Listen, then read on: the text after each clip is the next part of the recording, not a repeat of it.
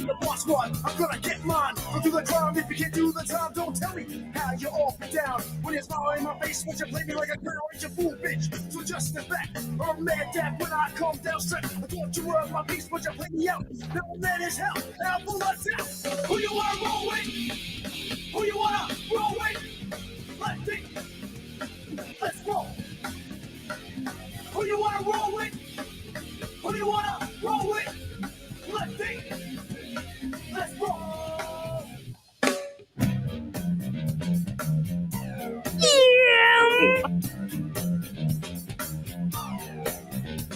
I'm back on the scene, it's time to get mean. I'm a lean revolution machine. For what people stay, they sway. For today is good as any day. Y'all feel slightly this, let's resist. Raise your fist and pump like this. Promises all the time. Don't cross the line, but you know it's right. Who you wanna roll with? Who you wanna roll with? Let's see. Let's roll. Who you wanna roll with? Who you wanna roll with? Let's see. Let's roll.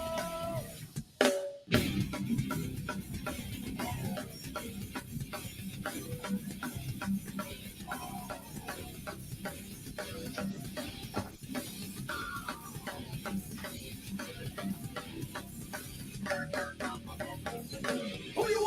with?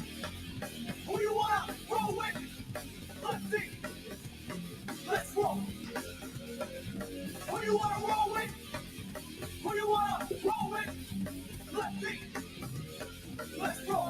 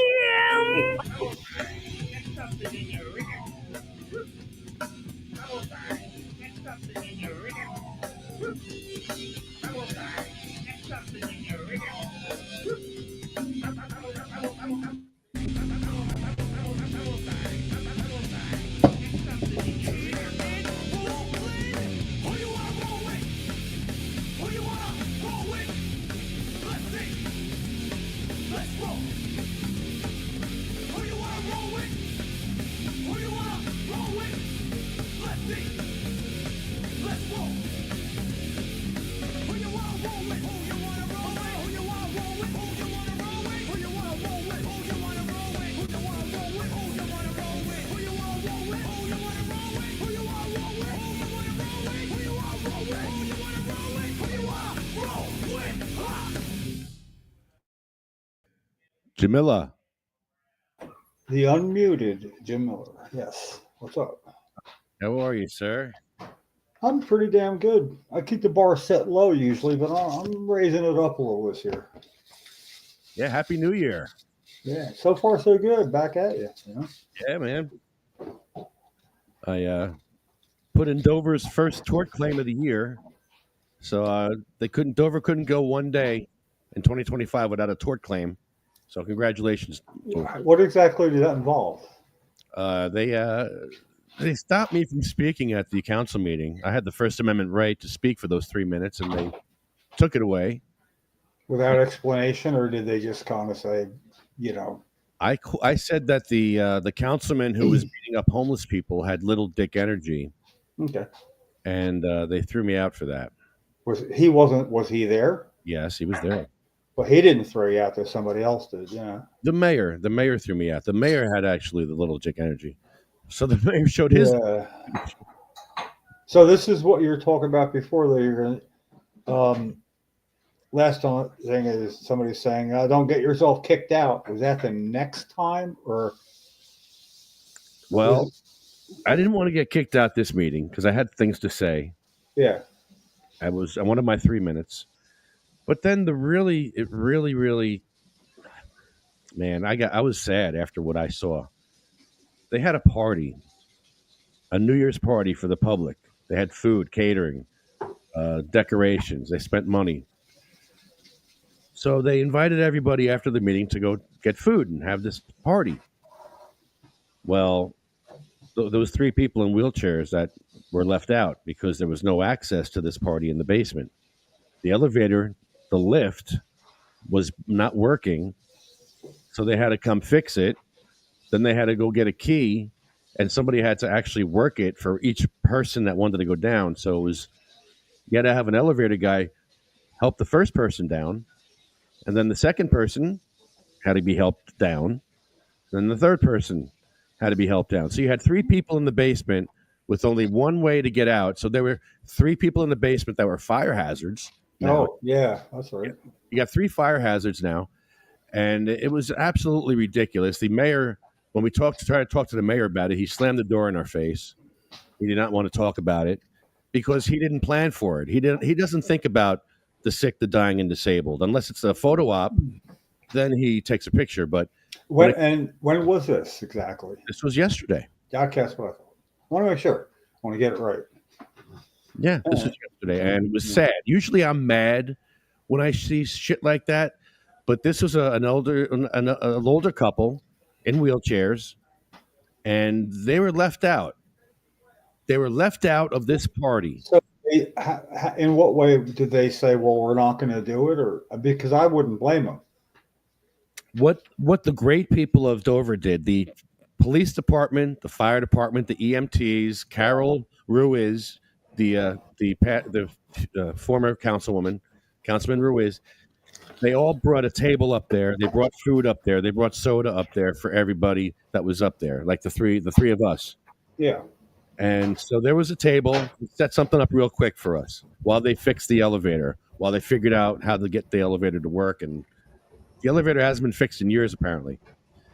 But even if the elevator worked, it's not access because you have to ask permission for someone to open it for you. Get a key, open it, and run it because it doesn't run by itself. You have to have somebody operate it from outside.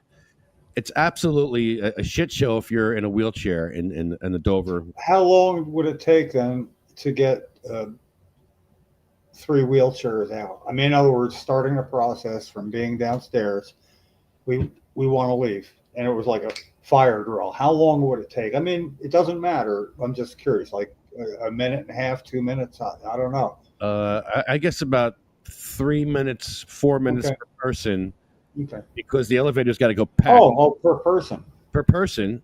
So yeah, a very slow elevator, and it locks. So it's actually locks, so you can't even get out.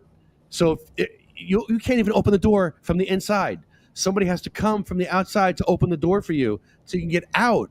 Which is scary. That is Okay. You know, it's really scary too. People in wheelchairs.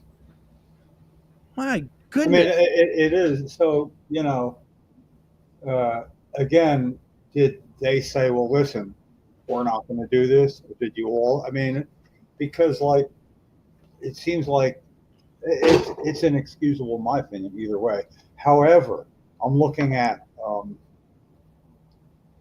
how it's gonna play out, and if did they just leave without saying anything? I don't understand. I'm trying to picture it. They're all upstairs, and then they never went downstairs, or did they? They did. They finally fixed the elevator, Right. and after about a half hour of us being upstairs, we're going to have dessert downstairs. We said, okay, let's have dessert down there. I could have walked, but I said I'm not going down there until they go down there. So they went down there, and then it took a whole process to get down there. It took quite a few minutes, and finally got down there. And I'm looking around, and I'm like, wow, this is not safe because now we're trapped in the basement. If something happens, we're literally trapped, and these firemen and policemen and EMTs are going to have to figure out how they're going to lift us all up. I'm weighed 250 pounds. The other guy probably weighed more than me, and the woman. Who's going to lift us up and carry us out of this building? Like that's where my mind's at. I'm like, what shit planning? What piss poor planning? Because they don't think about disabled vets first. They want to do the photo ops with disabled vets, but they don't want to put the work in to actually care about the sick and dying and disabled first. Put them first. Think about how disabled people are going to get into your party, Mr. Mayor. Nope, no thought given to it at all. Not one, nada, bupkis, ungat.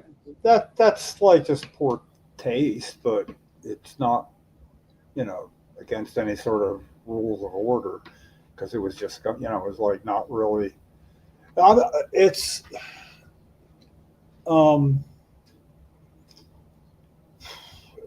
doing that just really seems like something that maybe shouldn't have happened. That they would have figured that out And can't wrap my head around it though that it's been that long. I know it, Cheryl. We were always real careful about a dead end like that, you know, because she was afraid of spiders and fire, you know, and so to be in a position like that. Hey, you want to say hi? Hi. Hi. Happy New Year. Hi. He said Happy New Year. I got the headphones on. She can't hear. Good year. Yeah, it is. We had our first New Year's meeting that actually had meaning. Because we've gone to New Year's meetings before. It's a tradition. But this is one that actually had purpose and meaning because usually we would just go. Yeah, yeah, I see. Yeah. Well, I'm really curious how it'll turn out, but it's nice somebody can put them on notice, you know, and bothers to. I guess that's never really been an issue where they might be a little more careful. How many people were down there? I think when we went down there, they got cleared out. They cleared them out because I think Leroy had a camera and the mayor tried to get Leroy kicked out, and the cops wouldn't kick Leroy out. Somebody else tried to kick Leroy out for standing in the lobby, and the cops wouldn't kick him out for standing in the lobby. Who's that?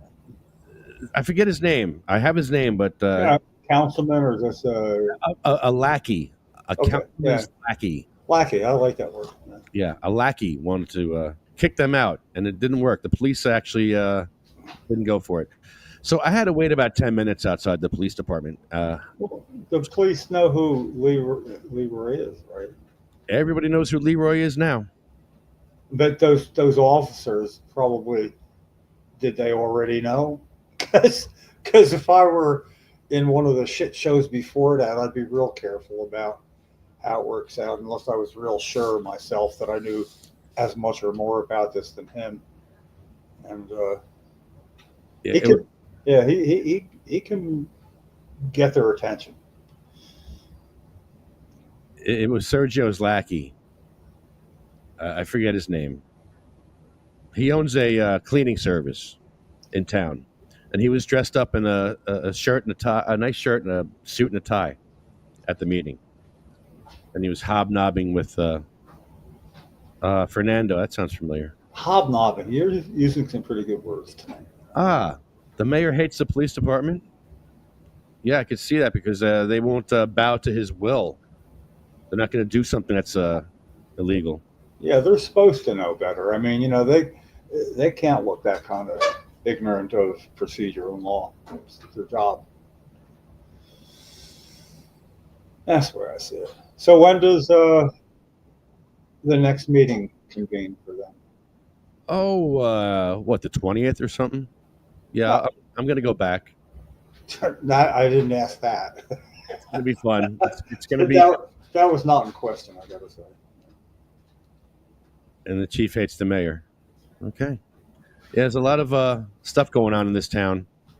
The mayor has not made himself very welcome this term, or last term, or the term before, or maybe his first term too. It's not been a very happy time in Dover when he's the mayor. So, does Chris go there to see this? Yeah, Chris actually. He actually told me about a lot of the stuff that's going on. We go to Dover all the time. We do cleanups. We clean up beer cans, Yeah. garbage out of the river. It just seems like, does he not like go to have a say with this or something? Or, I mean, he's being a resident. You know, it just seems like, you know, he'd be a little harder to piss off. I don't know. Thank you, South Jersey News. 2.5 hours. Yes. Yes. Thank you, brother. Yeah, you're making me look bad. That's a, you know. You're standing up for our rights. Not just me. You're standing up for all the disabled people. Because now it's turned out to be a lot of different fights. It's also a disability fight because the mayor has proven he doesn't care about disabled vets or anybody who's sick, dying, or in a wheelchair.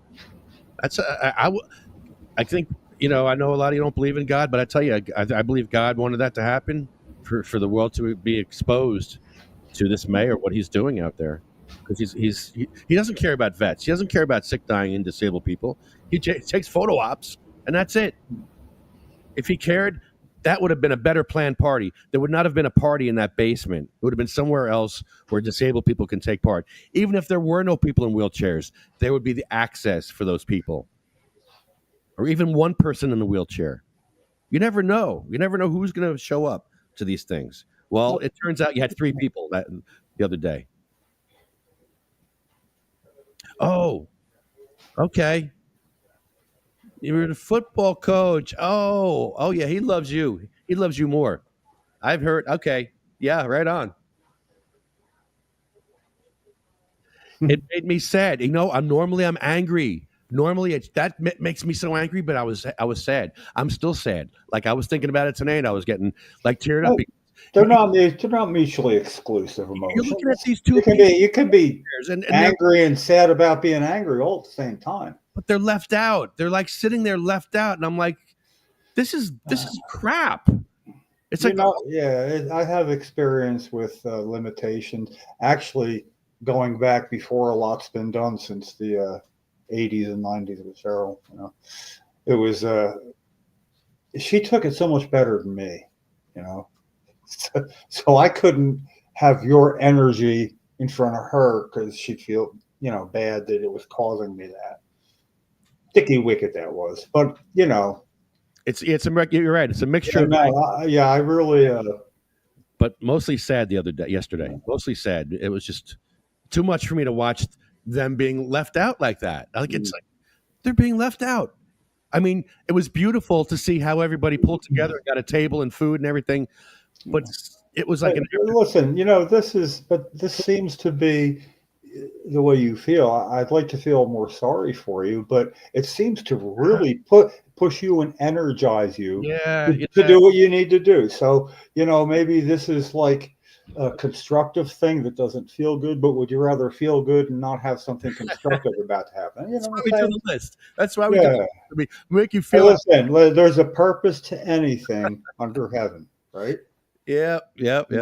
I mean, by the way, it's not about whether you believe in God or not. It's about whether you don't believe in anything of that nature or not. Because, I have a belief system myself that runs akin to that, but I can't find a box to squat in where I feel like I belong or it works with me.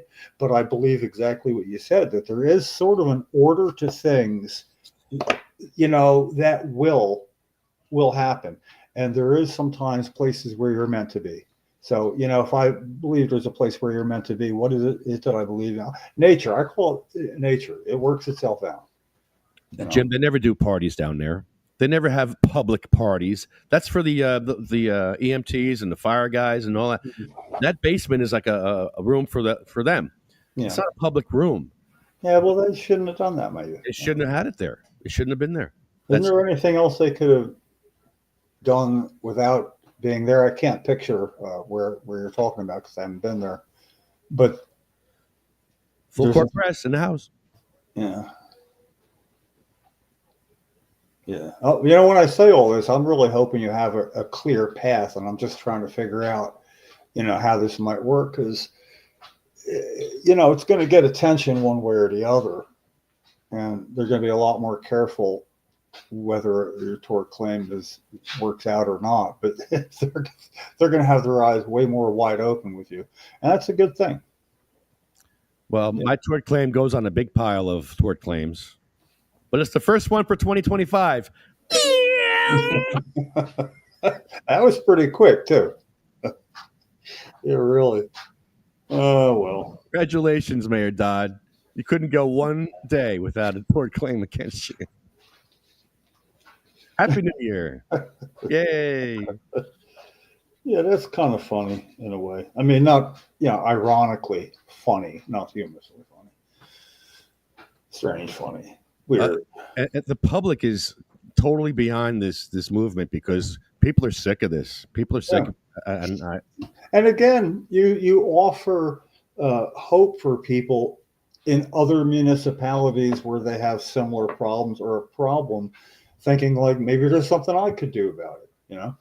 And that's a good thing. There's good things happening from this that you can't really like just, you know, put on a chart somewhere, you know, things you don't know, but you'll find out later, maybe, you know.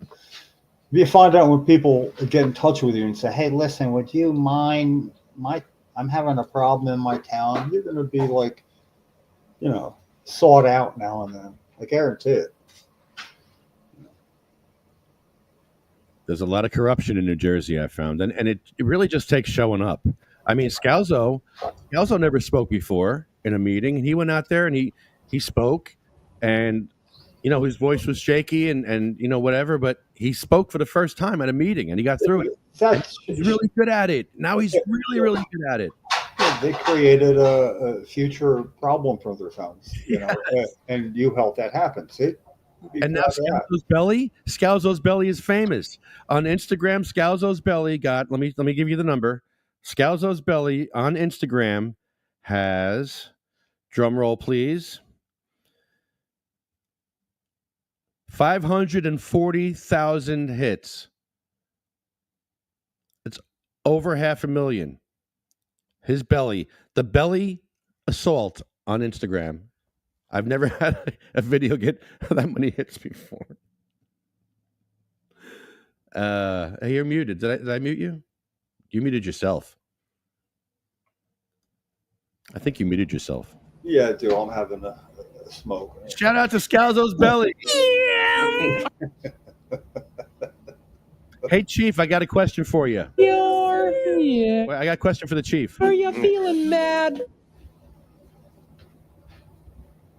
Do you think the Chief is mad? Are you feeling mad? Yeah. Yeah.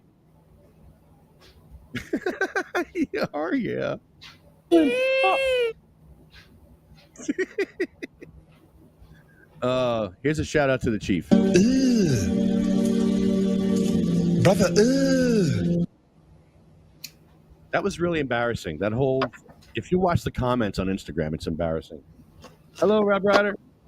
You gonna join us? Are you? Come over here. Oh, I'm excited. This place is hopping today here. you show me your new toy?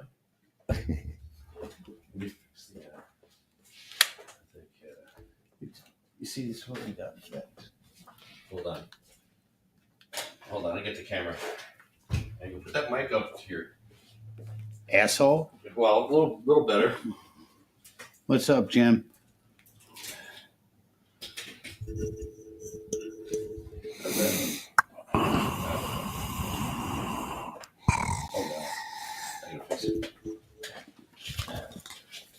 All right, I have to work on this. We're getting better lighting. Don't worry. Jim, you're muted Again, again. I'm going to fix the. Hold on, I got to fix the view here. So, Rob, what's going on here today? You got a lot of people. yeah. Since, How's it going? Going smooth? Nothing smooth. In this What's that business. mean? What's that mean? The Well, fact you're laughing. That's good enough for me. one room's 55 degrees, the other room's 72. Yeah, no, everyone came in. We'll be ready. 2 weeks. It's been a long 2 weeks, but it's finally 2 weeks. Kind of get it over and done with at this point. Yeah, products are going up on the shelves today, I see. And Yep. All the, great. we're kind of getting a feeling where things should be and kind of what products go where and all that fun stuff. But, you live and you learn, step by step. When did you exactly start this process? How long ago? I mean, when you took your first step towards this end goal, how long was that? Just about 3 years. Oh, really now? Yeah. Oh, man. 3 years, 7 figures. Yeah. Wow. Yep. And that's why I feel for the the economic impact program, and I feel for the minority program, and I feel for a lot of people trying to do this, especially when you're trying to do it the right way. It's not a easy it's not as easy as they say it should be.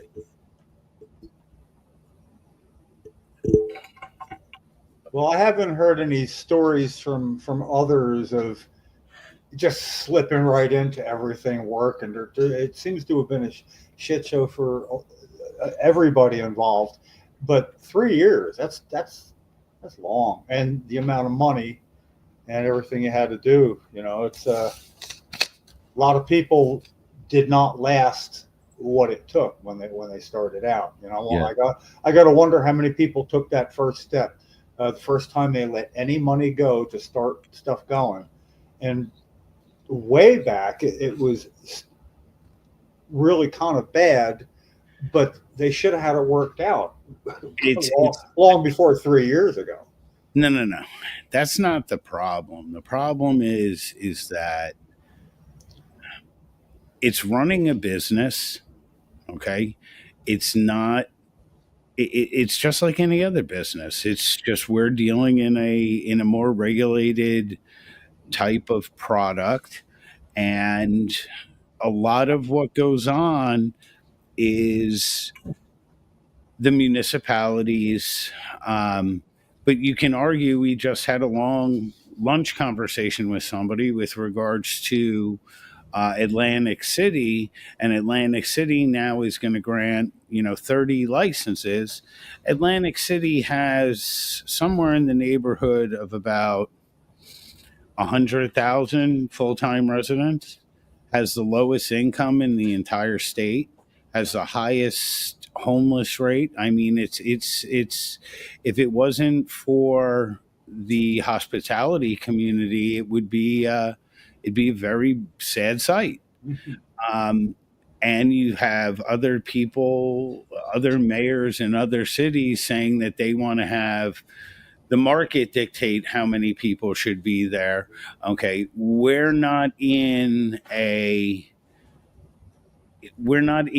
market that is dictated where products can be purchased at a lower price in a bulk or in a bulk volume, where I can go out and I can manufacture my product, let's say not like I would, but let's say I want to manufacture it in Taiwan.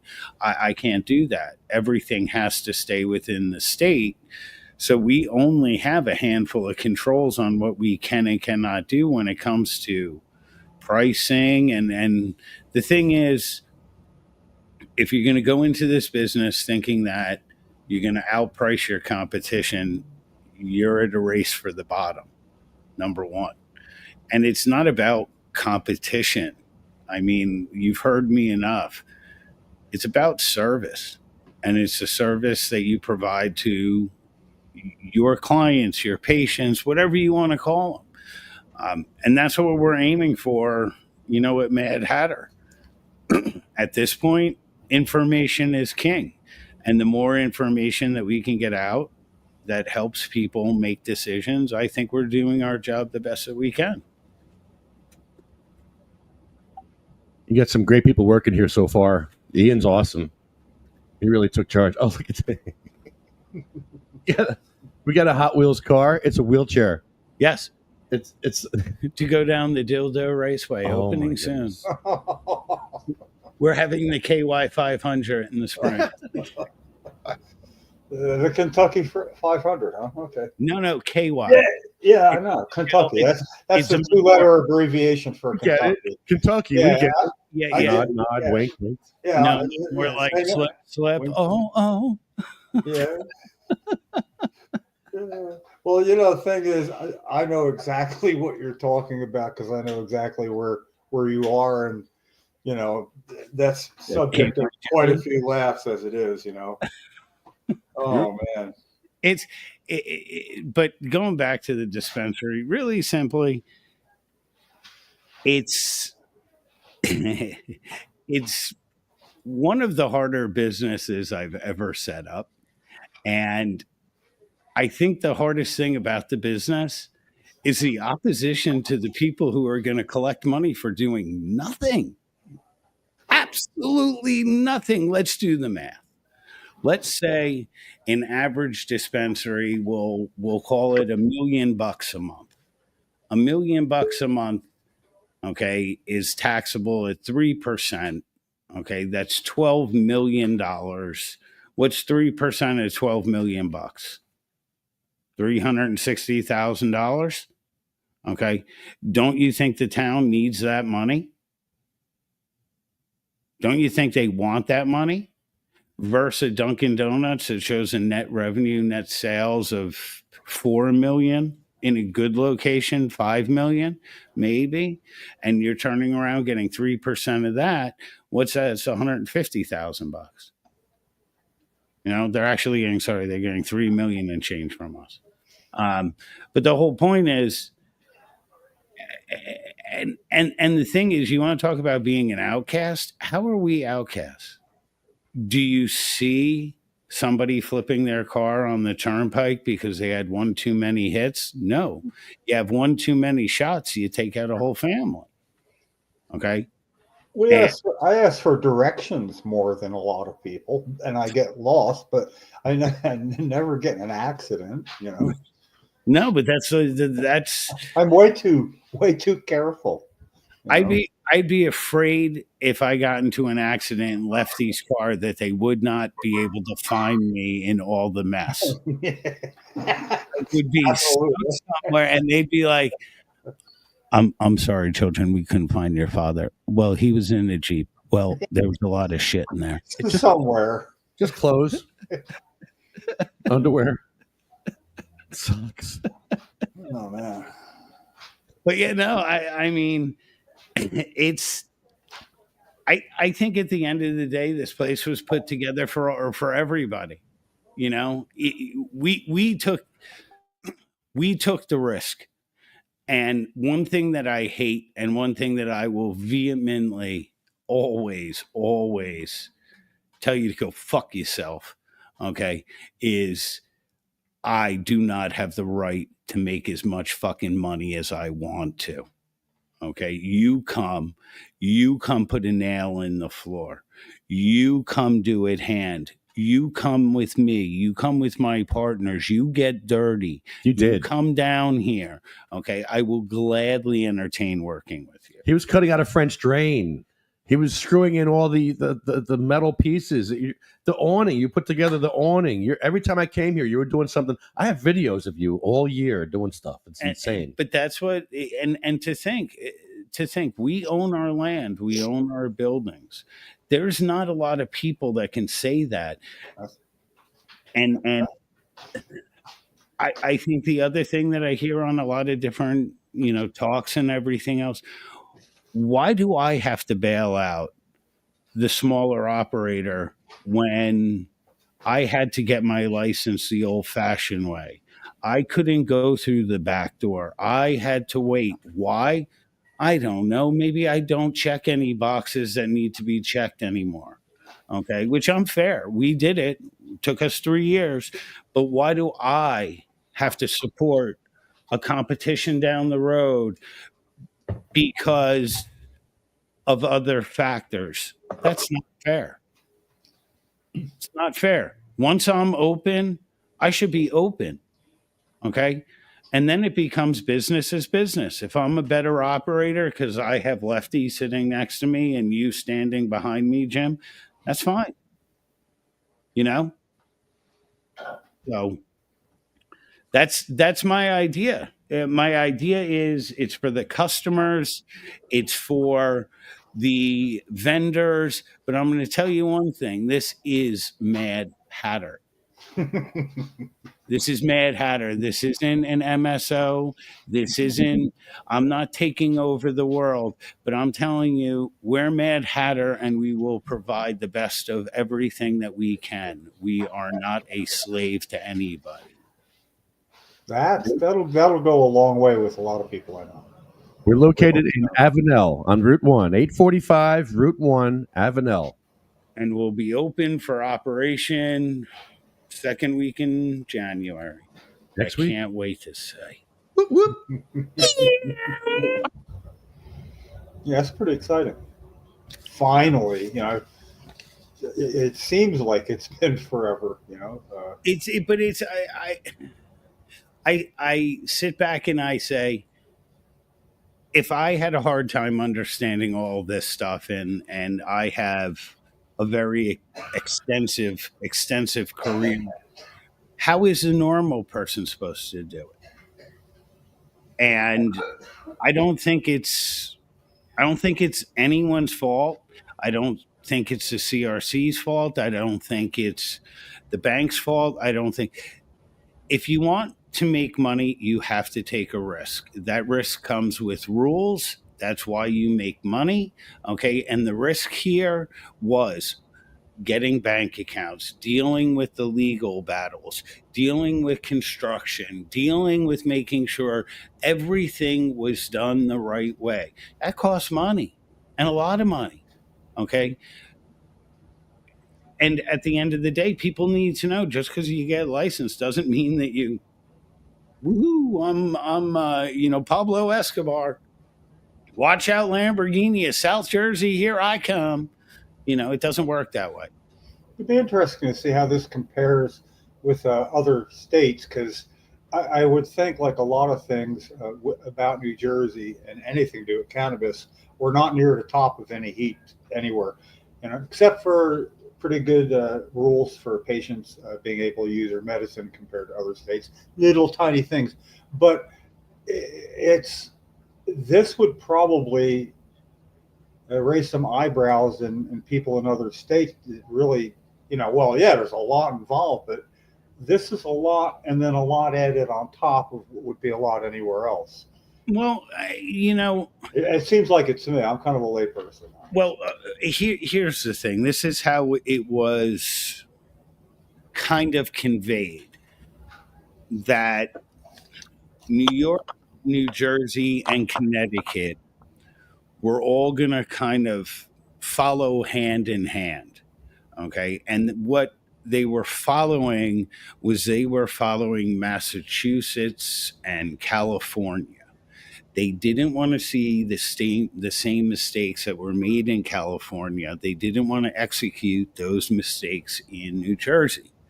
At least this is my understanding and my, call it, philosophy. So a lot of things that are approved in Massachusetts end up coming here very quickly. Okay. So I think the state's doing it the right way in 90%. I think home grow, come on, give me a break. I mean, if you look at the numbers from home grow, the failure rate, you got a better chance of winning the lottery than turning out, 5 pounds of weed. That's stupid. You should have home grow. And the other thing is, I think that we need a little bit better communication between the public and the CRC in a more useful way. Is that fair enough? Yeah, absolutely.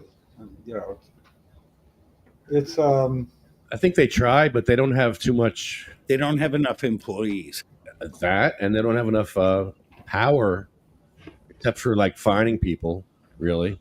But like, we need home grow. We need wheelchair access. well, They have we need something, a little thing they might be able to help with. We need access to the mortality rates of registered patients that we had till 2018, because it was required, and then for some reason it's not required, and we can't put a reliable face on, as an example, how many people.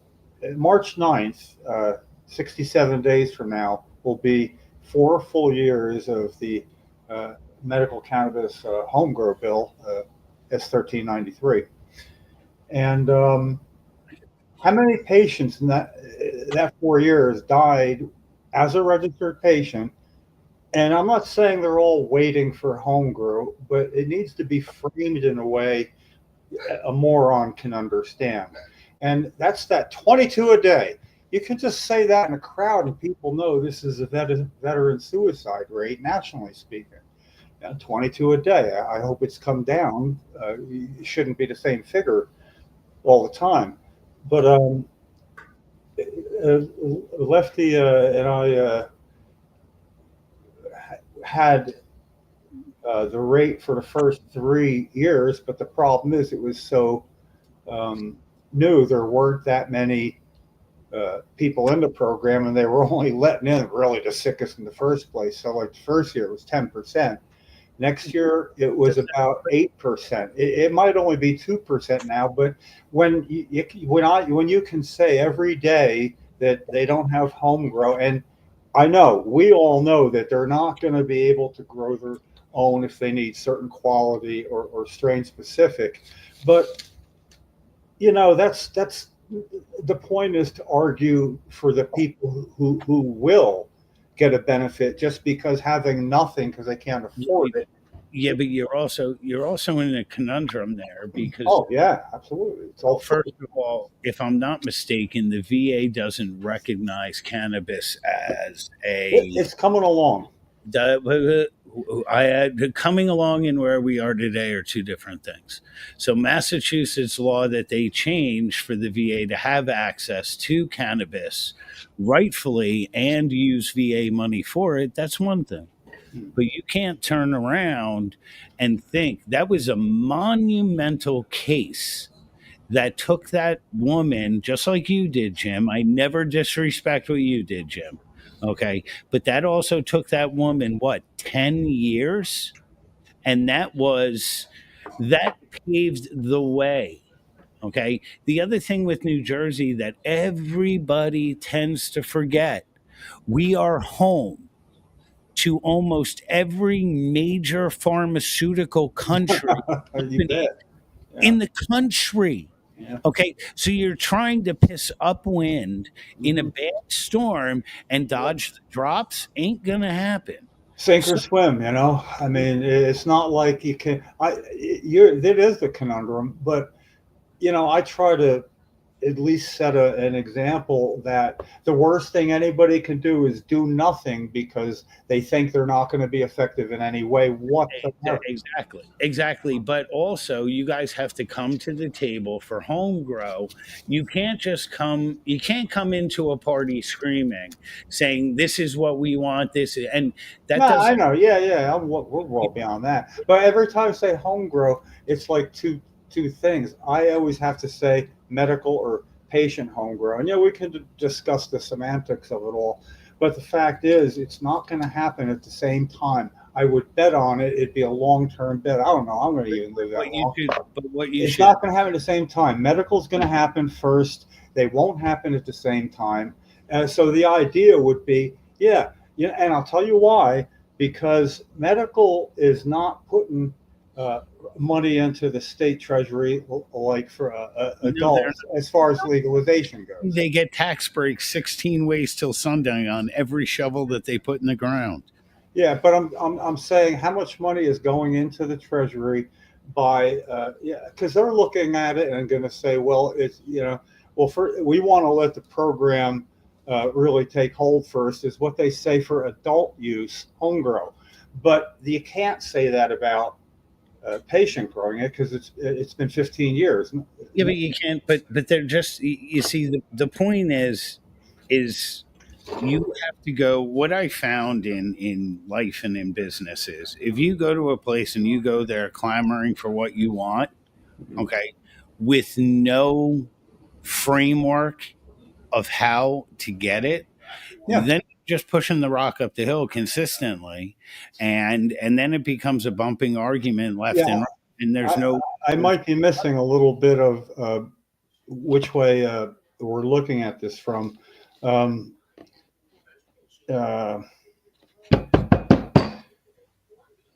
It's more or less everything right now for what I'm doing is centered around getting a reply, just getting a reply from the Senate president at all, with any modicum of an explanation of why he's doing what he's doing for patients.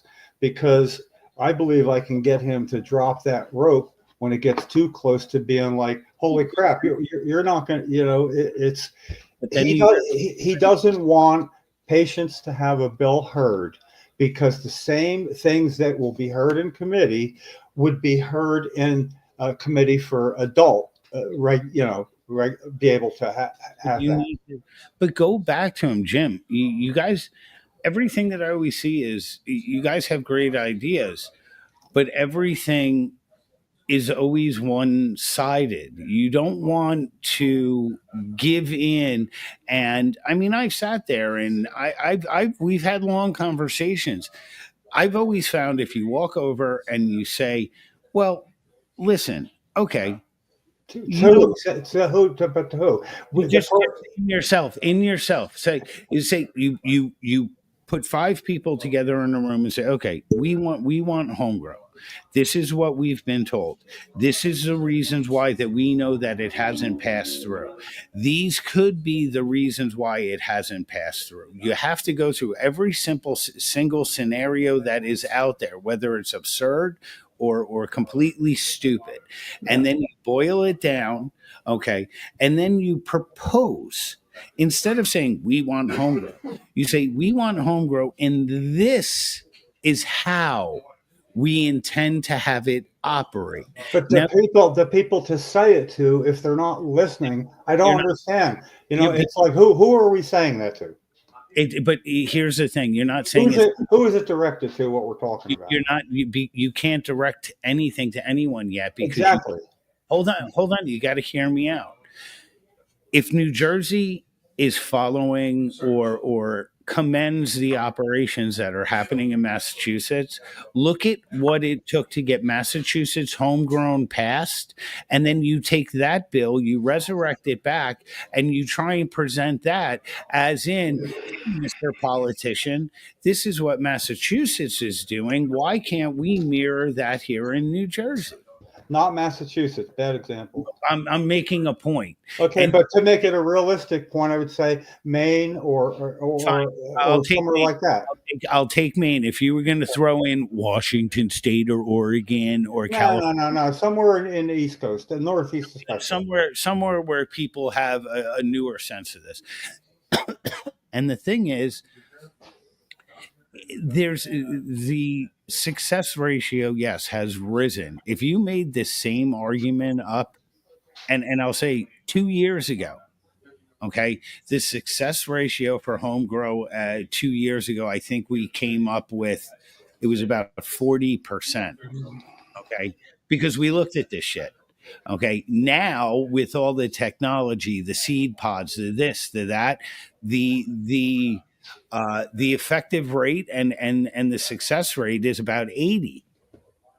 Okay, so what are they going to complain about? The use of LED lights, like they did in New York City. Well, all things that are grow had to be LED. They couldn't have high consumption lights.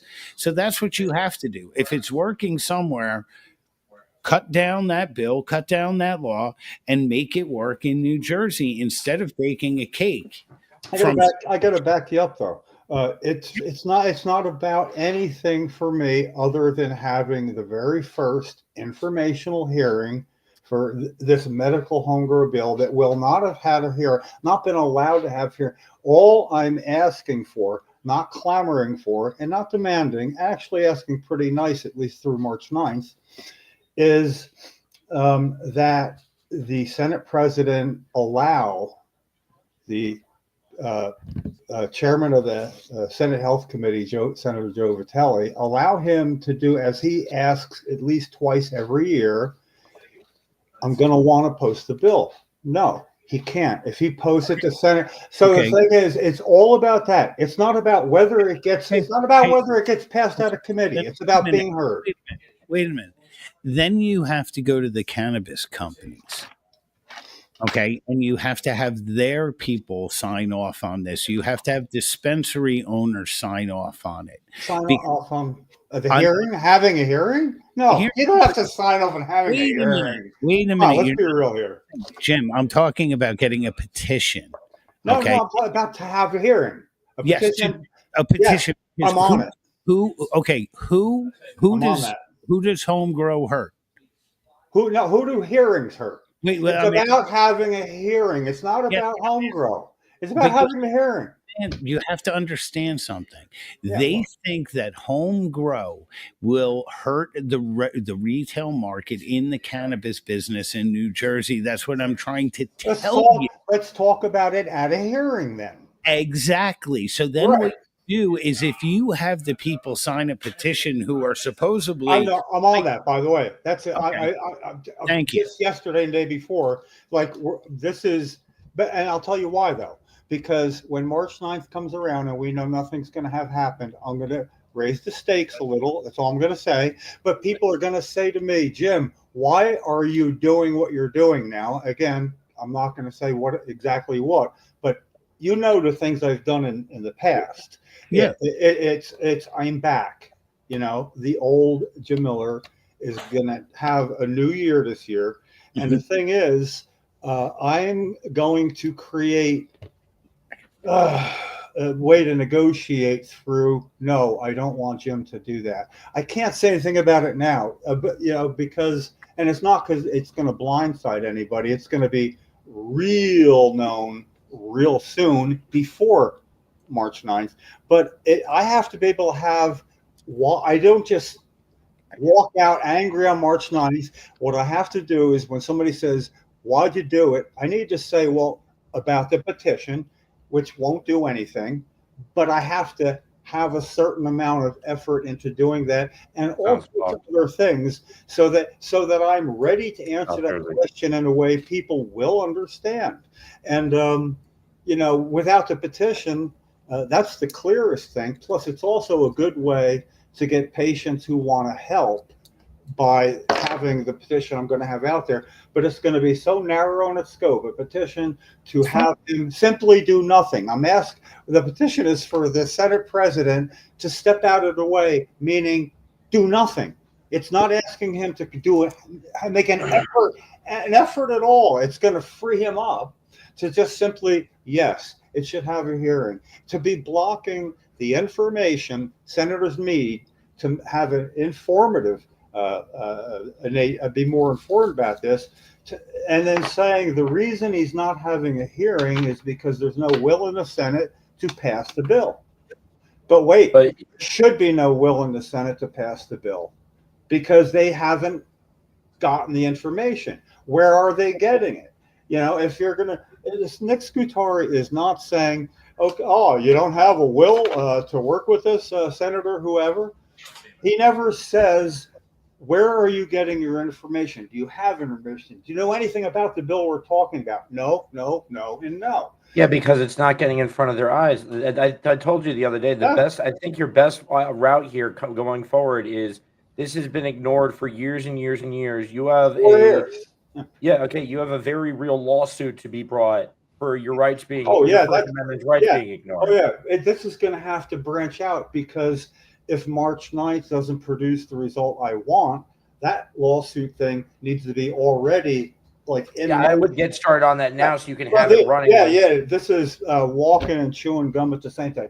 But you understand though why it's definitely not to be done consecutively. They're mutually. But you understand why the dispensaries need to be involved though on some level, right? Like I understand your whole the whole idea of involved in what way? I mean, keeping them abreast of what I'm going to do is involving them to a point.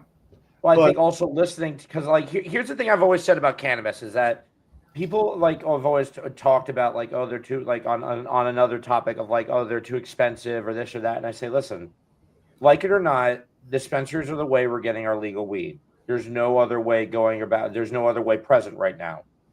If we want to get our weed without getting arrested and a lot of hassle, this is how we have to go about it. So in the same spirit, when we're dealing with legislative moves that could affect what unfortunately a lot of these dispensaries value more than the patients and the customers' money, you have to keep them abreast and value their opinion on some level, whether it be right or wrong. They're a big piece of the cannabis industry. Yeah. Well, for a lot of reasons, this needs to get done. But yeah, for a patient who's an adult, to not be able to afford a dispensary product, um, they wouldn't get in legal trouble if an adult gave them some, because they're allowed to accept an ounce free, and they're just not allowed to pay for it. So I think it's just that they shouldn't have to make any consideration at all. Also, What you're saying is true. They're breaking a rule. They'd never get arrested. They could lose some of their medicine by getting it from the wrong source, and that in and of itself is reason enough to do exactly what you're saying. You know what I'm saying? well, also, I just want to add, Lefty, I like how your green screen made it look like you were just drinking out of like a ghost jug. It literally looked like it was translucent, like you were drinking out of like a phantom jug. I missed it. I was looking at you, and I didn't Yeah, see it. look at that. Look at that. Oh, yeah. He's drinking out of the ghost jug. Yeah, I think I saw something like that on the Matrix Revolution or something. Was that the one with Neil Patrick Harris in it?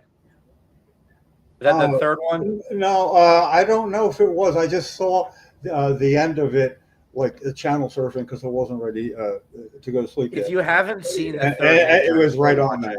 No, I saw the end of it. Yeah, So, Neil Patrick Harris does an excellent job in that movie.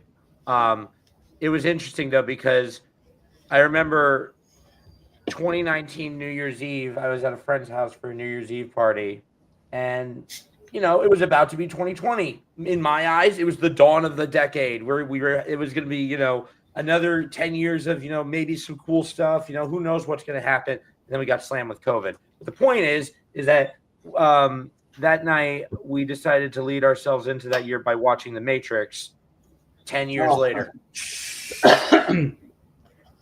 Yeah, I find a lot of reference in something that made up that I can use. I mean, it's so relatable to actual things in real life, almost using some of what it is in the movie as a metaphor for exactly what's going on without it being physically hooked up to stuff. Well, yeah, I mean, like literally, if you're hooked up with an echo chamber, and everything comes from one source, it becomes like you're hooked up to a source, and there's enough of a pop. Well, there's like countless metaphors in that movie of like literally sheep, people sheep, just like doing what they're told blindly, and Keanu Reeves just standing there watching, like, oh, I'm in the Matrix. But yeah, I actually I saw recently he had like a lot of it. He had his house broken into recently. They found like a bunch of his watches over in Cuba. Well, I think he ended up to be his claim to the urban fame is the fact that he's a regular guy through it all as much as one can possibly be. And he doesn't ride the subway to get caught riding a subway. He rides the subway to ride a subway. And that he has that ability to blend into a crowd and be like that. I say more credit to him. He seems more, like somebody I could relate to than a lot of people who get paid to fool people into thinking something or something not. When you do that as a job, as an actor, I would imagine, you can definitely open doors doing that as a person. And he does strike me as very humble. He's like, what was that? Like Post Malone's another celebrity that's I've heard very, very humble, and I've kind of witnessed through media very humble. Have you heard some of the stories? Like he simply overheard somebody working on the set, I think in the food service thing, about something, heard her and talking to somebody else, and I can't be sure about exactly what it was, but what impressed me was it was like a $20,000 I can take care of this for you, and he had no real reason to do that. So that sticks with me. Again, I always say, hey, he is an actor too, but somehow I believe right in my heart that he's pretty much that real deal. Well, I definitely think that's more humanity than anything else. I mean, think about it. As an actor, unless you're one of the cold-hearted sociopathic actors who manipulate their emotions for money, you're an actor who's in touch with having to tap into really raw emotions constantly. So you're put through a lot of different scenarios. I definitely see that building empathy in people. Absolutely. Hey, I'm forgetting. No, you're good. Okay, yeah. There is one thing I wanted to run by you. It seems, along with the idea of the petition and all that, and everything leading up, it might be a good time to. Is there a way that we could have a nice talk, like we're doing now, with the purpose of patients who would like to be in a "Why am I still waiting?" Continuation. So like interview. So like we bring patient by patient. No interviews. Lefty's so good at what he does. We talk, and I mean, I'm a patient too. So, okay, but I'm saying, well, okay, you've already been a good something that would go into an amalgam of when. Okay, if you're talking about you can't afford it.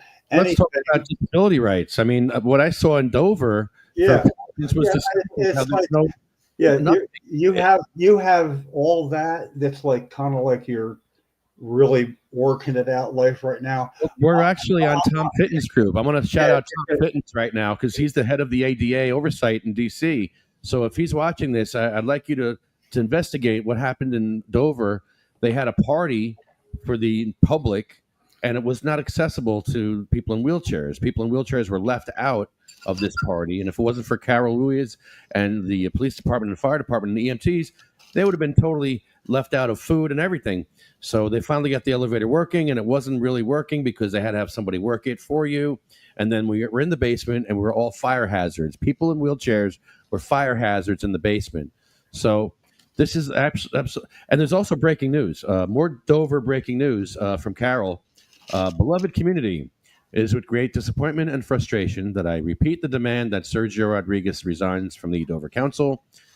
This is his third criminal charge in barely a year of serving on the council. So there's a new charge apparently that just came out that I see here. And what did he do? Criminal coercion, theft of office, theft office by action by fourth.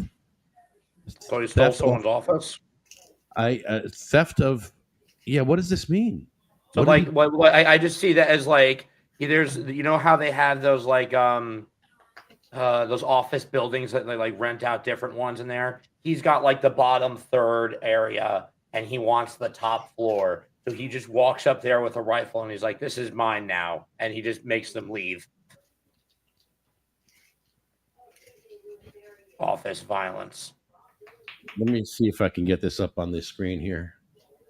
Hold on. It was a rather large office complex, and he was in the more rough area of it. There was cars with stolen tires and just bad paint jobs and everything. And you go upstairs and there's like clean drinking water and a Fresca machine, other nonsense.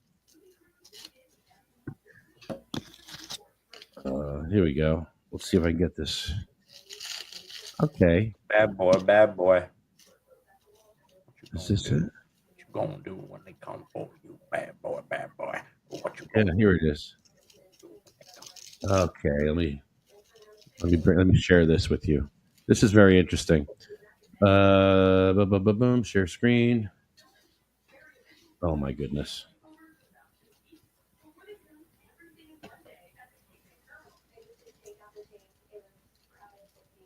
Hold on. What is this? Oh. Uh-oh. Oh, I need the set. I don't have the settings for this, do I? I don't think so. Yeah, did that guy ever reappear when I left the parking lot? No. God. No, he was gone. He just disappeared. Oh, I don't have the password. Now I've successfully gotten Lefty afraid that someone's going to walk out of the forest in the parking lot. Yeah, I got to see this place. Oh, it's Jim. Place is a piece of shit when they got to cage up the Pepsi machine. The Pepsi machine that's like one from the 90s. They have it in a cage. Yeah, I'd keep pepper spray around or something. I don't know. I'd keep a lot more. Hey, Okay, can you see so that? Nah, I don't know. I don't find myself in that position. I'm good to see this though. I got to check a look at the beginning. You know, not the first day, but I want to be there the first week. They're open for business. You know, hey, that'll be the first time I'll have to. I don't but if that's use your plan, then it'll be dispensaries. gone by then. I definitely want to experience the Mad Hatter as it's opened dispensary. It just sounds like, I mean, he's really got the right exact, in my mind, business model customers are looking for. You know, something That and the inside is yeah. really spacious. Yeah, I got to see it. It's really good. I was blown away when I went over. They got a nice pristine setup inside. They already got some of the, focus, very popular brands in New Jersey. They got Gron, they got Simply Herb, they got Binsk, and herb candies, which I thought was a nice touch too. No, not a lot of dispensaries are really offering that kind of. You walk up to the counter, you got your herb candies there, like they do in CVS. Except CVS, it's not herb candies, but you know what I mean. Sergio's father suffered alcoholism. He seems to have some childhood trauma related to alcoholism. He preys on men in Dover suffering alcoholism. That's gross. That's real, huh? That's weird and gross. And So this new charge is he's threatening Dover liquor store owners. so he had an alcohol problem, and now he's angry at alcohol. He demands they not sell alcohol to the Central American men in Dover. Why? Why? Was it that first of all, mind your own business. Second of all, that's what are you trying to Second of all, that's isn't that like illegal to have a policy like I don't serve people from it's a called certain country? authoritarianism. Yeah, no, I mean, I don't think you can even do that. Well, actually, wait, no, that's so there's a place I know. Okay, here's a list. Post a list of countries people from you. No, literally, there's a place right next to Asbury Park. There's a small little town or area where Ocean Grove. You're not allowed to sell liquor. It's like an old preserved historical area. What's it called? Ocean Grove or whatever. I was walking a wheelchair to Congressman Frank Ballone's house with a sign on it, and I walked by that because it's just south of Asbury Park, and a guy came out on a scooter and said, "I can't have a sign like that."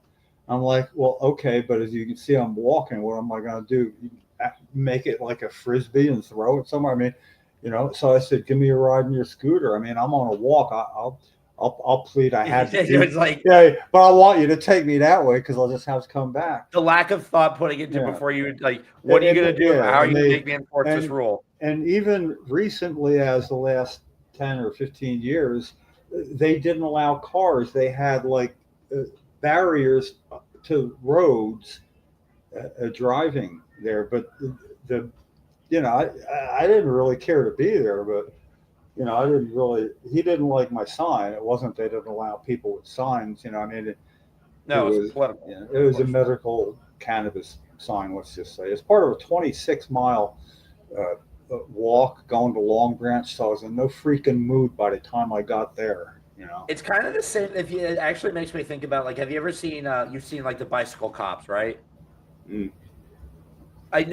Obviously the logical explanation for that is if they encounter something egregious or something, they call an actual car. But your first thought is, what, you're going to arrest someone and carry them in the basket? I like the middleman step of a bicycle cop. Yeah. It's just anything that egregious that you need to take care of, you have to call in an actual car. You can't take care of it with a bike. I'm going to tell you one thing about bicycle cops. I was in Las Vegas one time in my life, and I was having fun. This is it's going back 15 years. I mean, illegal, but I would take do like this. I'd be out in public, just walking around holding one like that, Genius. Yeah, and I just like this. So one time I was doing it, and this couple walked by, and a woman said, "I smell it. It smells good, and I want some." And she didn't know what it was coming. You know? But at the same time, right after I was done, I turned around, and there was a bicycle cop like 3 feet from me. The guy just was must have they make no noise, you know, and he wasn't looking at me. He's just out being in public, you know. Yeah. So, but then again, like I said, I was the kind of guy that, you know, we had to.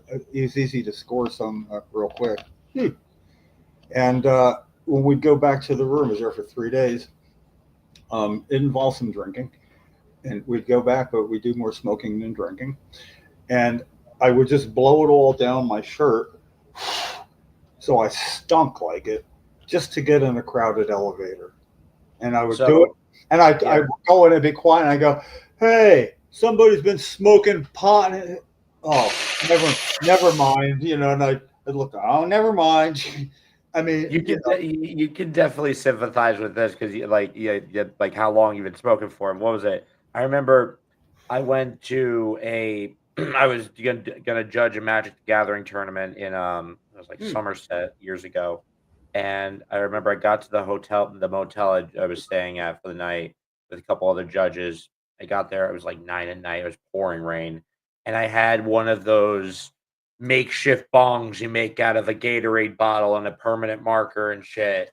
So I'm sitting there in the parking lot, I'm waiting for everyone to show up, and I'm smoking. And it's one of those moments where you know you're caught. The cop pulled up, the light's very bright. You're positioned at a point where he definitely sees that you're smoking. So I'm like, oh, fuck, oh, fuck, oh, fuck. He walks over, and he comes up to the car. He's like, what are you doing? I'm like, I'm just waiting here for, you know, people for a tournament. He's like, nothing happened, but it's one of those moments where you're sitting on the edge like the entire time, like, oh my God. And somehow he either doesn't notice or decides this isn't what I want to be doing right now and moves on. But God, looking back at those moments, you're muted, Jim. It becomes a learning experience. So, you know, and the frequency of that just gets farther and farther apart. But then there's always, you know, it becomes almost instinctive, especially if, you know, sometimes people have a little nip while they're in a car, and there's just like nothing but vision of where you can and can't, should and shouldn't do that. But I definitely think on a national level, and I can only say this as having traveled in a car within the past couple of years between New Jersey, New York, Massachusetts, and Florida, and Minneapolis, but I don't think like nationally they're pulling people over just for smoking anymore. I think if they catch you when you've like missed a red light or something and your car smells like weed in a state where it's illegal, sure. But I remember back in New Jersey, like could tell they were looking at people's windows like while they were passing by. Like, you know, I didn't know what profiling was as far as law enforcement was concerned. But I got a 1976 van in 1977, and I right away I didn't pimp it out. I made it real comfortable to be in for a long time. But somehow, with more hair and a bit of a beard, I got stopped all the time.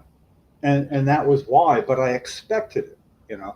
So I went the extra mile. I never thought to object, you know. Magical time, the 70s, where and, like, you know, well, also, I was not only profiled that in my life, I was discriminated against because of my sex, being a male, because if you got unemployment in like the mid 70s in New Jersey, you actually had to fill out a certain amount of places you'd looked for employment, you know, and, you know, I'd fill it out, and why you didn't get hired. I asked too much, you know, whatever.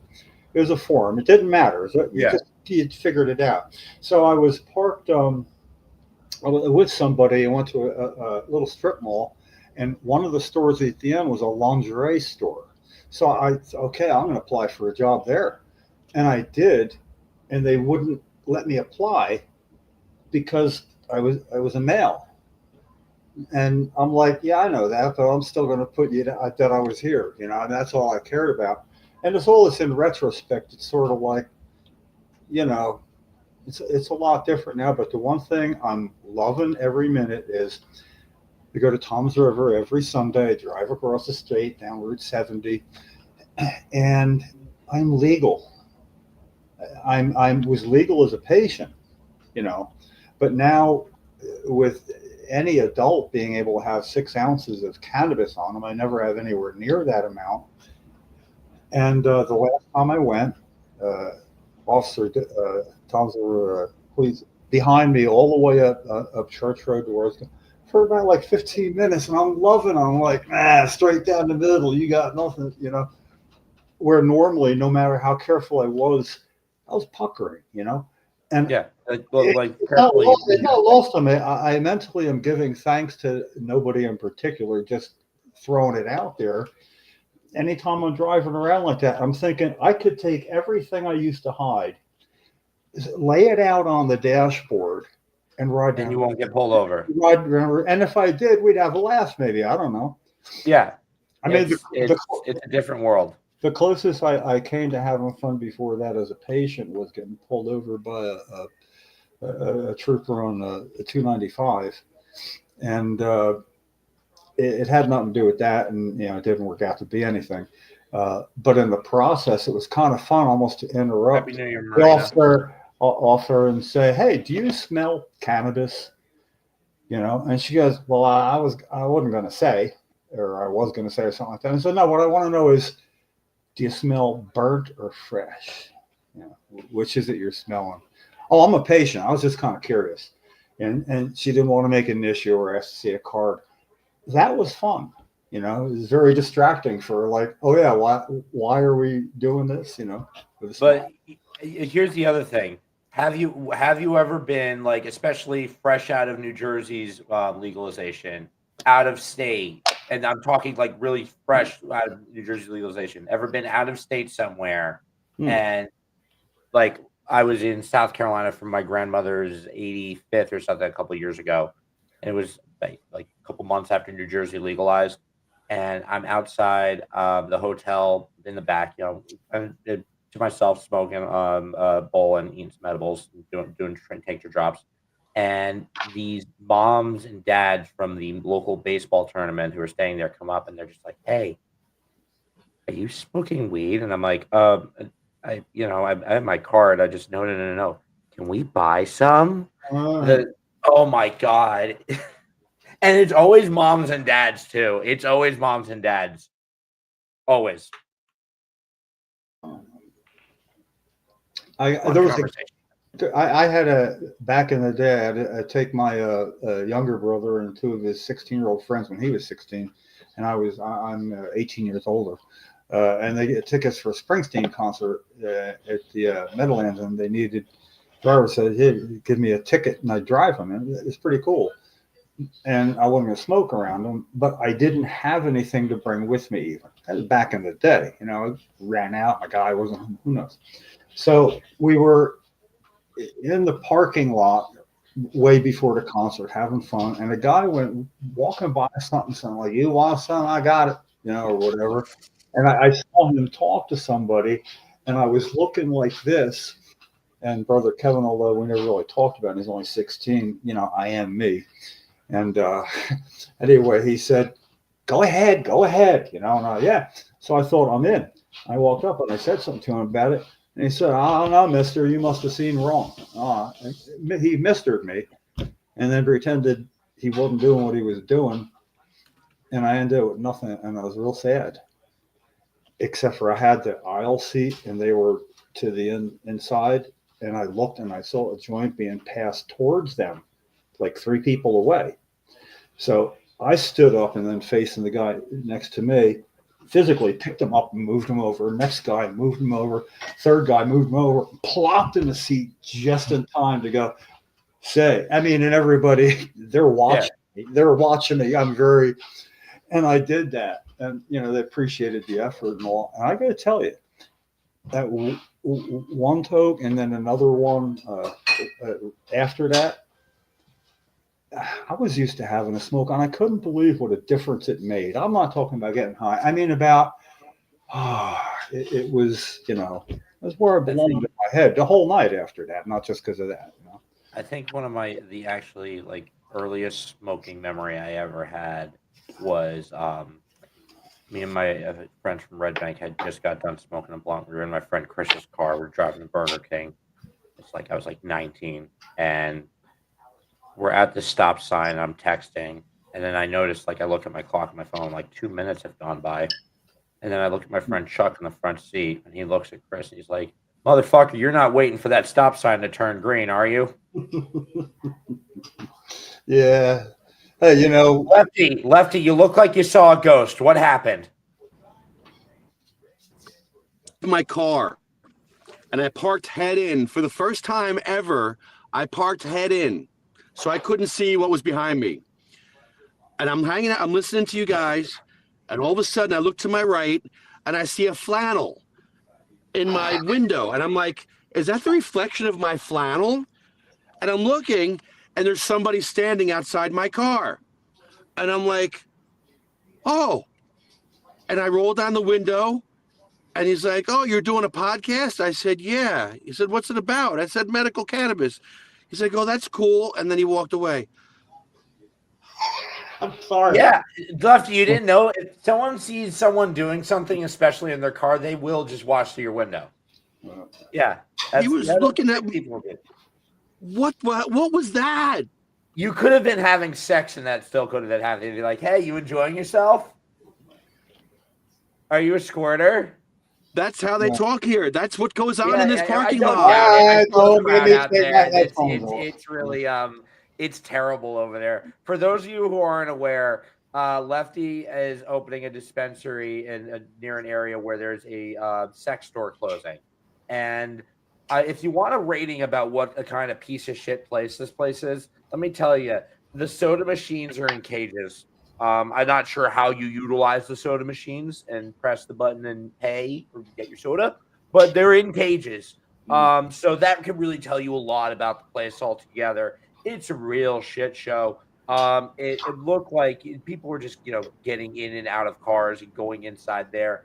There's something there's a sign there for private showing. I don't know what it is. I don't need to know. No, but like that could be, once you do know, then they're like, but wait, there's details about it. It's a different variation. I don't need to know. I could live several lifetimes without knowing. I'd be fine with it. That guy snuck up on me, man. That was scary. He just snuck up on me. Got the drop on you. Yeah, he just was like, yeah, that's cool, man. Hey, you want to buy trade secrets? Like he was watching me for a while, looking at what I was looking at. Like, who And does somehow, that? Some way he got your credit card number. He was Maybe absolutely they got coming from next door. Let me tell you something. So Lefty introduced to me a very interesting concept that they have inside the dispensary right now. It's a Hot Wheels ramp. But let me tell you, there's not Hot Wheels on there. No. There's two tiny vibrators that they turn on and race down the ramp. Okay. One's a big one, one's a small one. And my money is usually on the big one, but the small one surprised me. There's physics involved. It's all disgusting. Do I look like I'm listening by any chance? I'm too lazy Apparently, it's apparently there's racing here, and if you win the race, you get an ounce of weed. I don't know. It's not I thought those were the not chocolate my bar. thing. Or if you eat that chocolate bar with 2,000 Scovilles of hot pepper, yeah, you get an ounce of Yeah, weed. Lefty's been trying to kill me, getting me to eat that. He's like, "You get an ounce of weed." I'm like, "I'll be dead." And I'm going to say this right now. I'm going to tell you right now. Anyone who's thinking, "Oh, that's not bad. I'll just eat that." Think about the pic, because they're going to take a Polaroid. They're going to take a Polaroid. So you're going to be standing there with an ounce of weed, your face filled. They're not going to give you time to clean up. Let me clear that up right now. They are not going to give you any time to clean up. You're going to have a face pouring with mucus.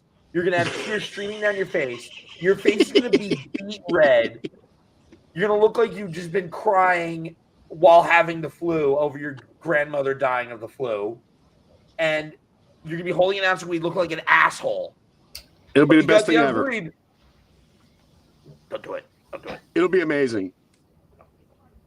Unless you have a note like one of those like, oh my taste buds have been turned off, or I don't have a tongue. I don't know if that really works. It does having a tongue reduce it? I don't know if that plays out. Cut off your tongue. That's my advice. If you want to eat the chocolate bar, cut off your tongue. The more you know. It's was it called the Flaming Anus? Flaming Anus chocolate bar. And it says, wait, I have the picture here. Hold on. I'm not eating it. I I'm can't not gonna do put that. it I down. can do I'm hot just food. gonna read it. That's Yeah, too hot for I me. like that as an endorsement. Come eat it. I won't eat it, but You can eat it.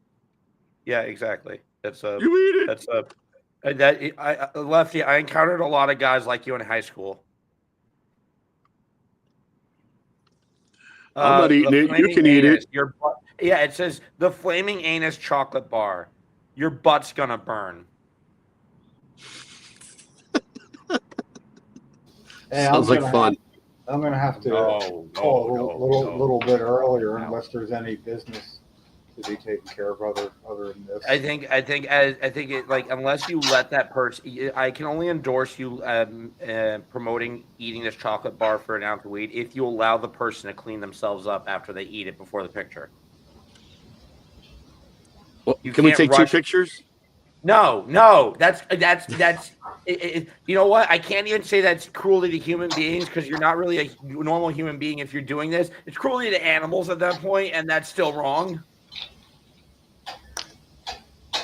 So let's just be humane when we're feeding people high decibels of molten chocolate.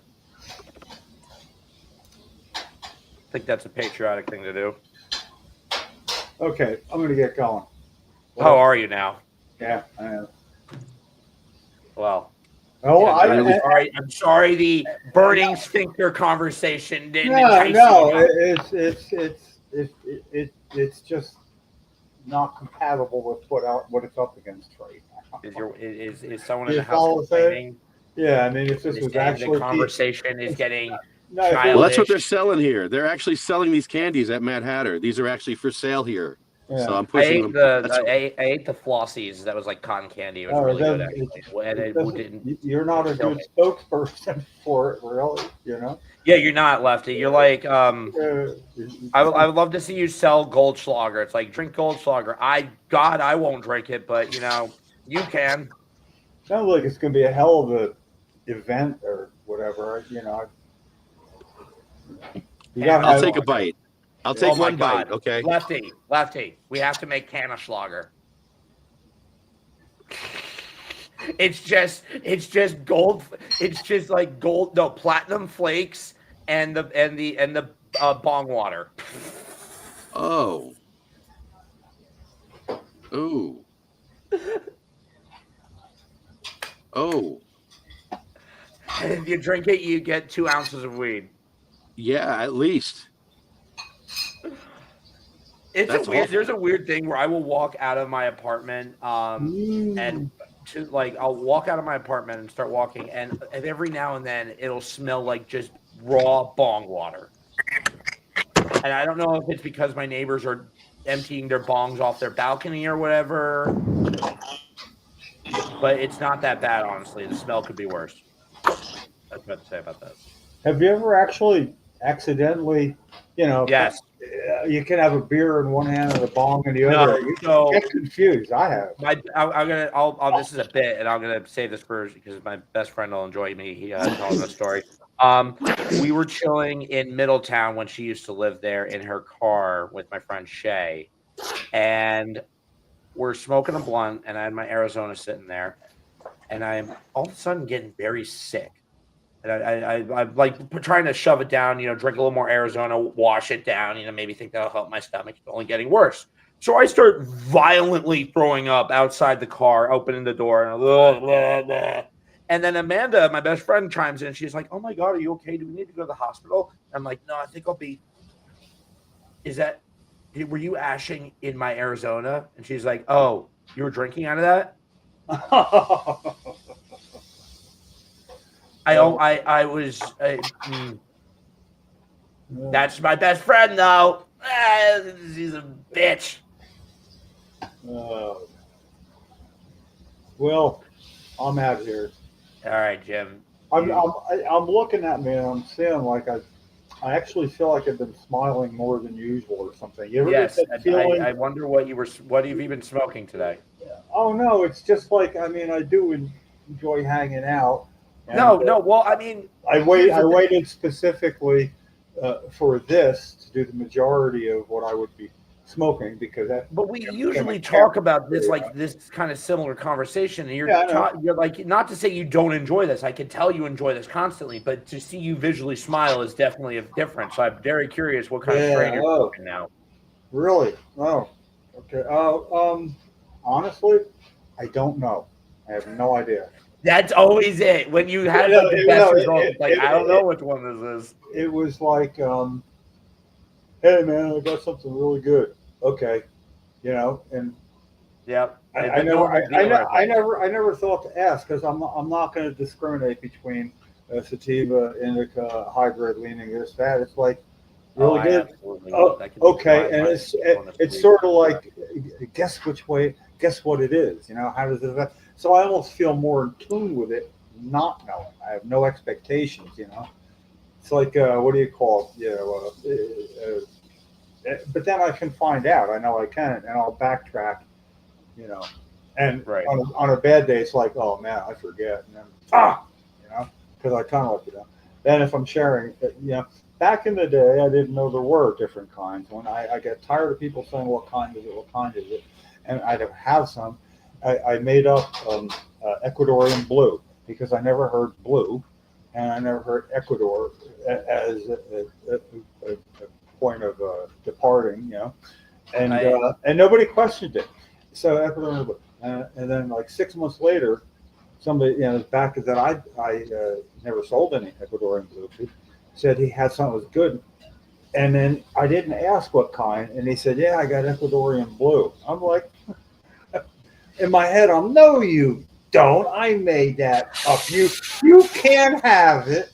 Because I made that up. Yeah, but with all smiles, I was saying, well, that's what I heard. I heard it when I said it the first time making it up, Yeah, that's all this stuff is like when it's half a century ago. It's almost like I want to forget how long ago it was, but it was a different time, and quite frankly, I did find out the first time I smoked legally as a patient. That's going back years now. I was patient 6,000 or something, and I took a quick video because I wanted to share. I was by myself on the back porch, and I wanted what time it was and all, and that was what I was doing. I was all ready to go, and I put a bud and I'm looking at it, and then I remember thinking, and what I'm wondering, is this going to take some of the fun out of it? Was some of the fun that it was? Like an outlaw? No, and that's what I did. So I still have the video. Look back, and I had like 3 big ones, and the third one's like, nah, it's still a whole lot of fun. Exactly. As legal as it was, I told you, though. I know you got to go. I'll keep this short. I remember I told you one of my first smoking memories legally was I was outside the airport in Newark, and I was waiting to walk in and go to Florida, and I was smoking a J.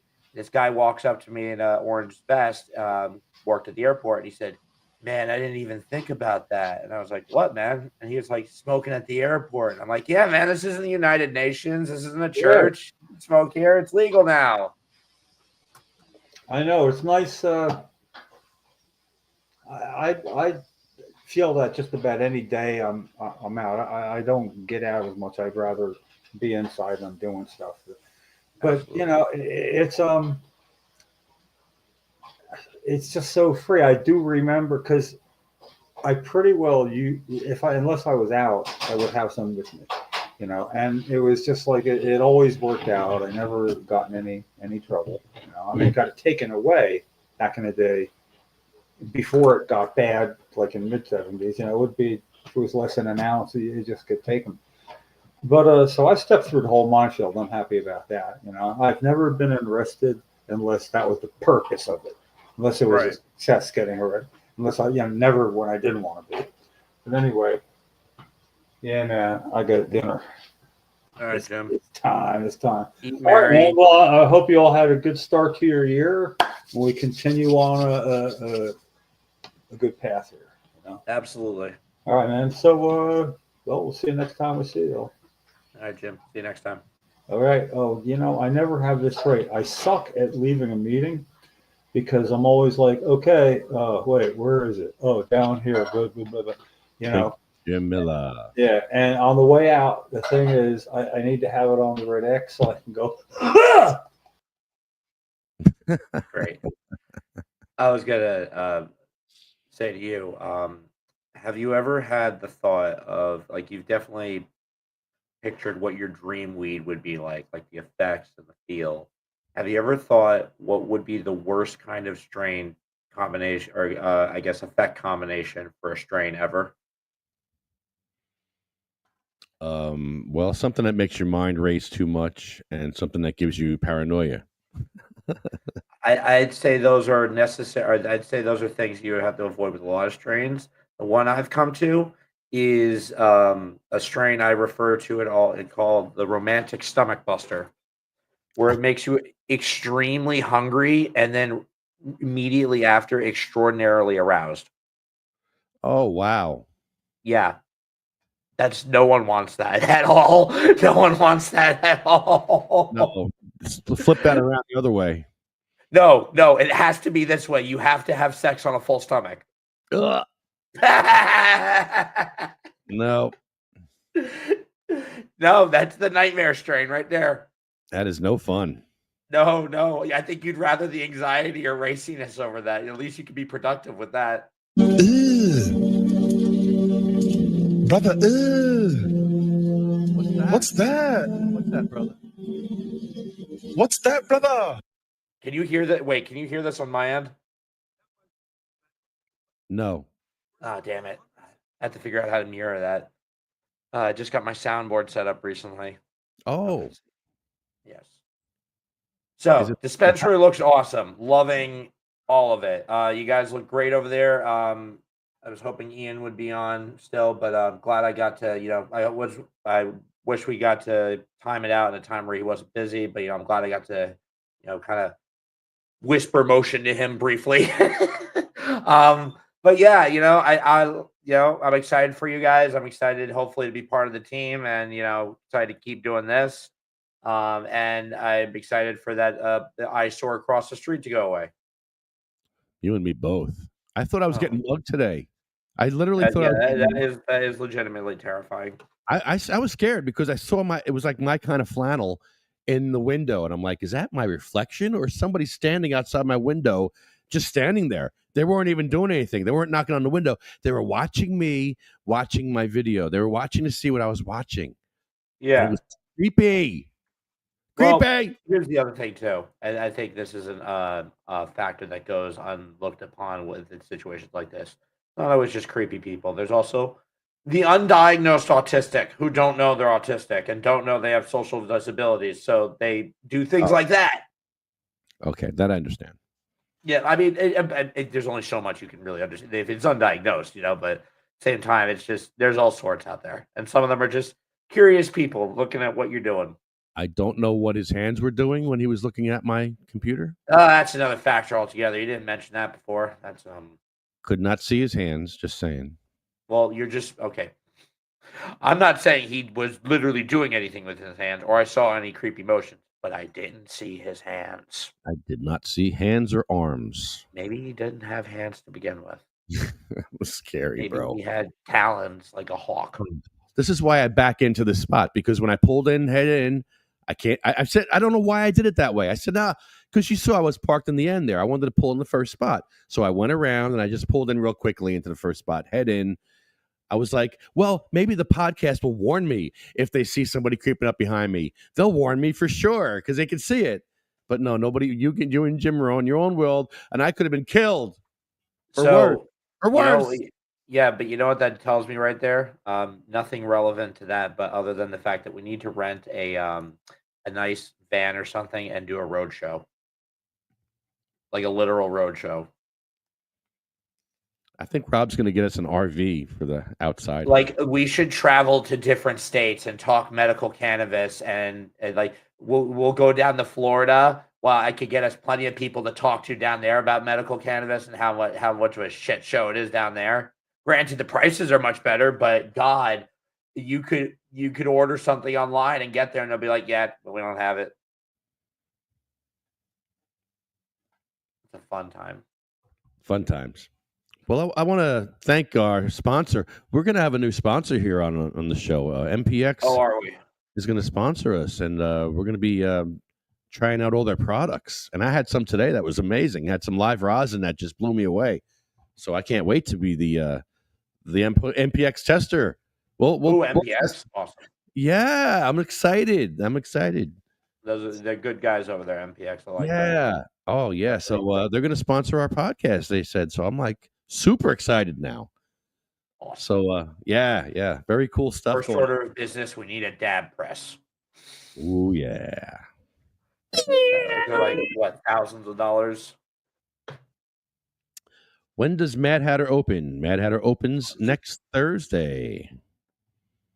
I believe it's next Thursday is the soft opening. All right, time to be gay. You cry.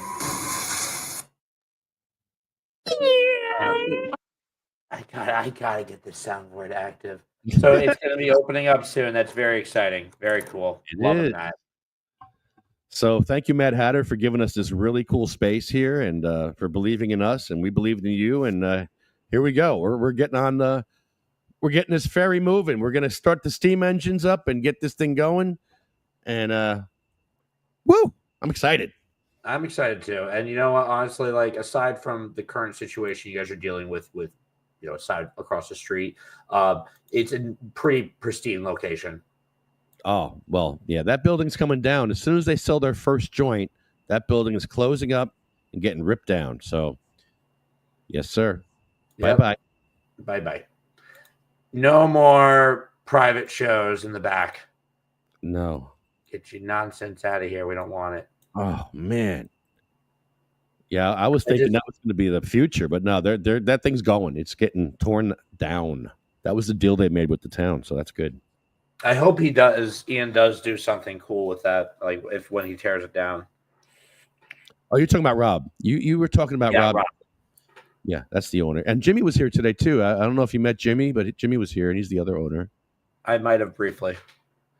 I feel I wish I could have we could have coordinated this a little better so I could actually talk to them, because I actually wanted to lay out a professional basis of hey, I think I should be hired because of why, but they were busy. They had shit going on. Who was there? Who were they talking to? Just each other? Was it just each other, or was there there was a new guy here that just signed up that he was working with Ian, the tall guy. He's new, and they're just getting going. Like, this is the first day I've come here where there's actually people working, and I'm lately anyway. Like putting stuff on the shelves, like stocking the shelves, and like it's becoming like a business now. Here we go. I'm excited.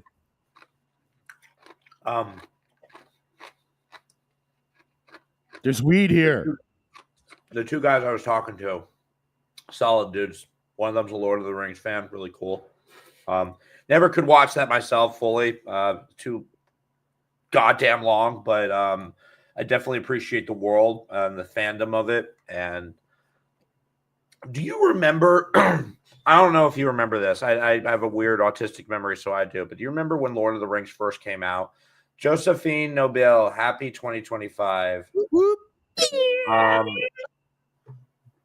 When Lord of the Rings first came out and the public response mostly to that, just like nerds watch that. It was just very much just a vitriol of like, oh, sad nerds watch it. And now there's like a whole, look where we are now. But it's just such a transformative point that like public opinion has swayed that much over.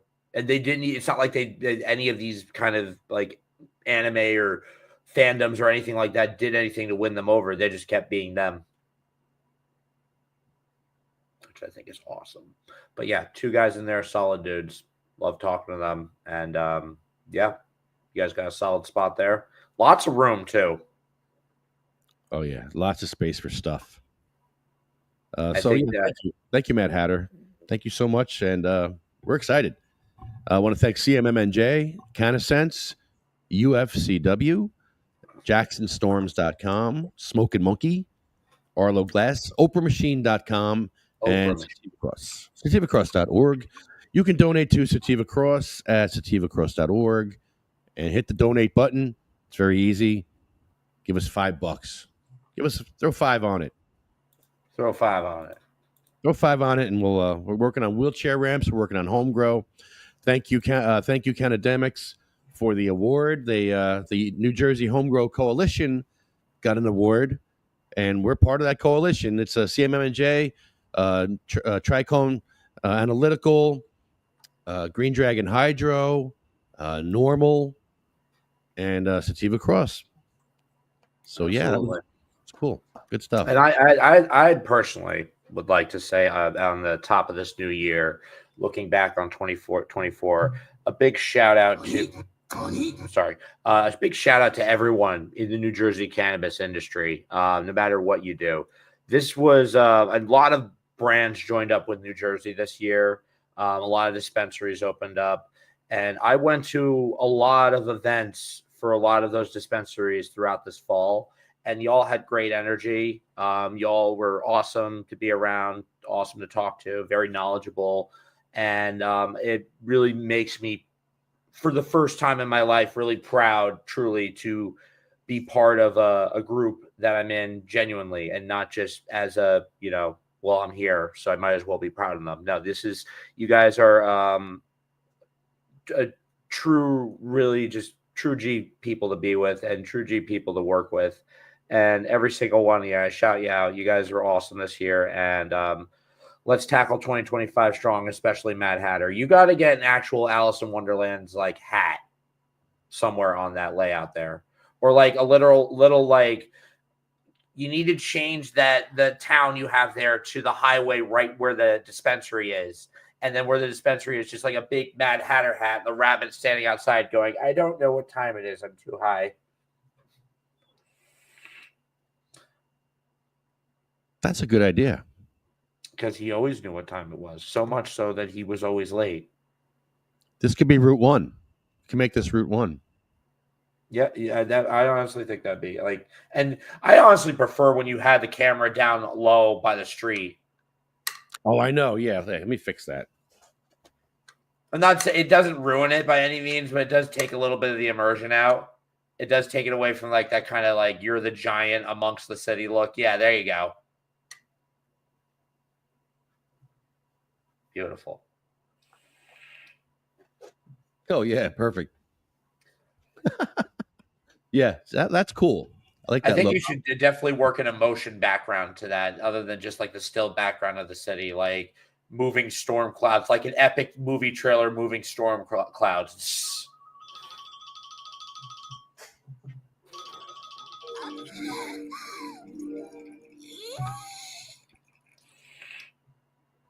All that and all that stuff. Here we go. All right, so our list, just to make you feel like crap for a few minutes. These are all our friends and family that died waiting for medical cannabis in New Jersey and other places. It begins with Cheryl Miller, Jim's late wife, Cheryl. Sabina Rose, a 15-month-old baby who had a 25-hour seizure waiting for her cannabis card in the mail.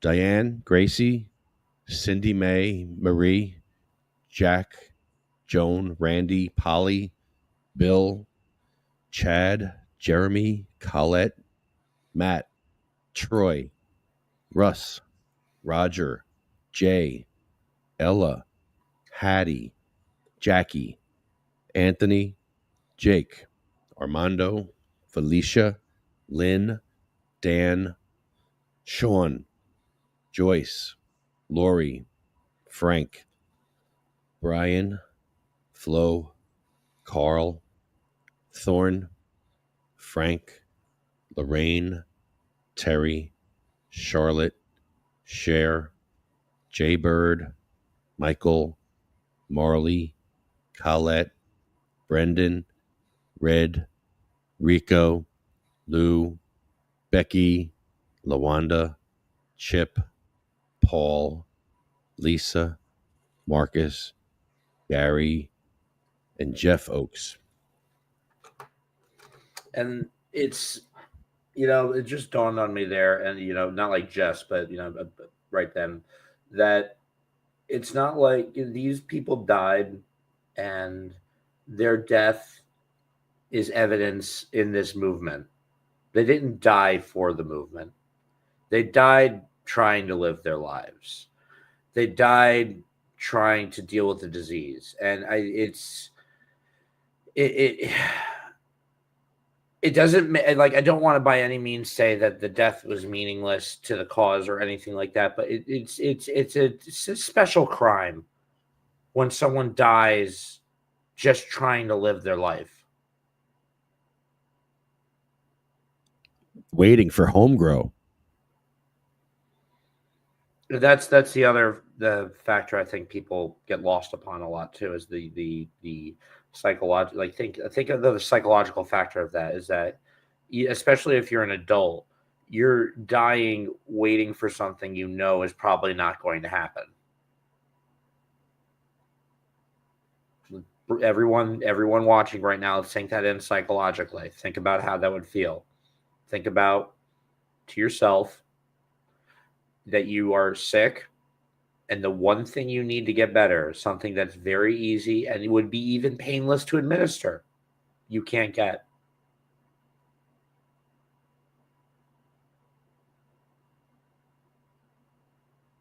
Y'all need to sit with that more often every day as you're smoking, because more often than not,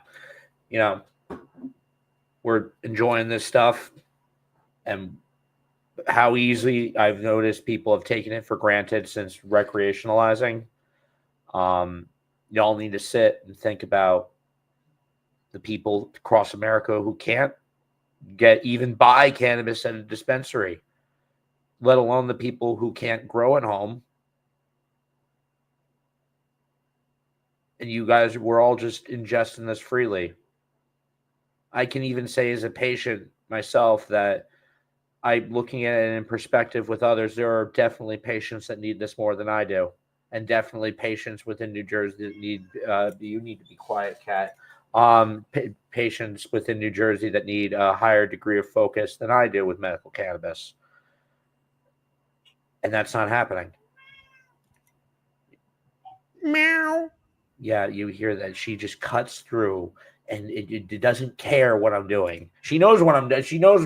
She understands me. She looks me in the eye. She knows what I'm talking about. You're a bitch, but I love you. Meow. Yeah. It's a big thing now. People are meowing songs. They're like there's meowie-oke. Meow, and I'm gonna die. Instead of karaoke, it's meowie-oke. Meow-oke. And it's everything's meow. Every song is meow. I think I love it. I think I love it. Meow, meow, meow, meow, meow, meow, meow, meow, meow, meow, meow, meow. I know what you're talking about. She doesn't like it. She says that's a racist song and you shouldn't sing it. And she ran away. No, pick out any song, like any pop song. Like pick a pop song, and we'll end the show with them karaoke. Meowie-oke. I got that wet ass meow. There, I did it. And I did it cleverly. Let's see. This one. Wow. Can you hear this? Let me see if you can hear this. Oh, did you hear that? I don't hear it. Why did no one tell New Jersey drivers? No. I can kind of hear it. No, that's not right. That's not right. Oh, I can't share things here. Yeah, I'm kind of discovering that with StreamYard. This is not going to work. No, I'm not logged into my computer, and I can't change any settings My here. soundboard isn't even working with StreamYard. It's not. I don't think it picks up sounds off your desktop. I think it only does it off the mic. This is not going to work for me. I got to use my computer here. Why don't you use Streamlabs? What's that? Streamlabs is a application you can download and you stream. Like you could set up your webcam. You can move it anywhere. Like you could set it up pretty much like this and stream to either Twitch, YouTube, Instagram, or all of them if you pay the $20 a month. Yeah, I pay for this service. It's pretty good. I like StreamYard. Streamlabs, I think you'd like a lot better because you can move things out a lot more freely. Okay. Okay. Oh. Good to see you. It's just me now. Okay. I don't know. Okay. There, Lefty's back. Yeah. I decided to just go a little freeform there. God. So what do we got coming up on the docket here other than Mad Hatter opening? We got any important council meetings coming up? I mean, obviously we're still harping on the Chode and Chief. Edison's coming up, and we got Union City coming up. I'm going to go to Union City, and let's keep a count of how many. Let's see. Shout out to the Chode and Chief of Edison. You're not a real man by any means or stretch, and you were taking your oath at a quarter of a half-ass level. 543,000 views on Instagram. Edison Chief. Yeah, well, no, there's one of your videos actually has I think like 24K with the two officers there. This one's a 500,000 on Instagram. 500,000. Yeah, it's amazing. Yeah. Everyone who's seen that, comment, keep shouting it out. Those officers, they are not acting within the context of their oath and fulfilling it. And the chief was way out of line there, was so out of line. Out of control. So I can say with my no police training that I bet a bunch of police chiefs who possibly saw this were like, oh, well, I'd never be that public about it. Like, yeah, I don't want to be that guy. Yeah, well, like I wouldn't like put my opinion that much on the drawing board publicly. Like, come on, let's not be stupid here. Come on, don't say the quiet part out loud. And then they nudge to each other, and then they go beat up on that minority. Yeah, it's just what they do. You just touched me. Your belly touched me. Can you show us on the doll where he touched you? You need to get that doll. I'm working on it. Oh my God, you need to make it a mini you. Make it a mini like you or like a replica of the person. So I'm making it Sam Joshi. It's going to look like Sam Joshi, the mayor. Custom Muppet. It's the dream. Hi, Sammy. Dream, truly. That's going to be a fun one. Jim Henson, bless us with your spirit for this puppet magic. Have you ever seen his old coffee commercials?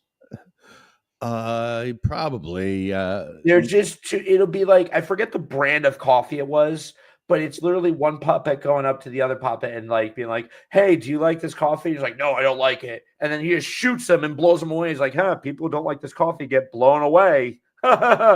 It's like sociopathic with puppets, and it's really funny.